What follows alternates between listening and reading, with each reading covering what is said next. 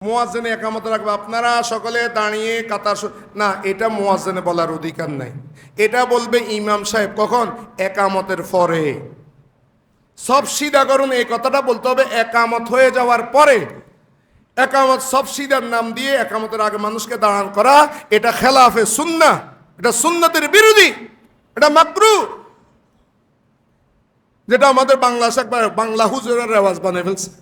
মুয়াজ্জিনে বলতে পারবে না কাতার সোজা কর। মুয়াজ্জিন তো উনি নামাজ পড়াচ্ছে না, যিনি নামাজ পড়ান উনি বলবে। আপনারা দেখেন হেরেমের মধ্যে যখন একামত হয়ে যায় তখন ইমাম সাহেব বলে ওয়া তারাসু ওয়া সুদ্দুল খালাল, এটা ইমাম সাহেবে বলে, মুয়াজ্জিনে না। এটা মুয়াজ্জিনে বলবেন, এটা বলতো রাসূলুল্লাহ সাল্লাল্লাহু আলাইহি ওয়াসাল্লাম। এটা বলার সময় ইমাম সাহেব ওই মুসল্লির দিকে তাকাইতে হবে, পশ্চিম দিকে ফিরে নাও। আর যদি কাতারে বেশ কম হয়, ইমাম সাহেব সে কাতারের মধ্যে আসবেন, এসে প্রয়োজনে মুসল্লিদেরকে আগে সোজা করে দিবেন, তারপরে যেন কাতার বেশ কম না হয়। এখন পিছনের মধ্যে ধরেন 10-12 জন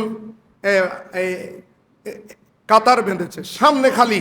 ইমাম সাহেব যদি না বলে, ইমাম সাহেব গুনাহগার হবে। বলতে হবে আগে সামনের কাতার পূর্ণ করেন। ওরা পূর্ণ করার পরে তারপরে বলতে হবে আল্লাহু আকবার।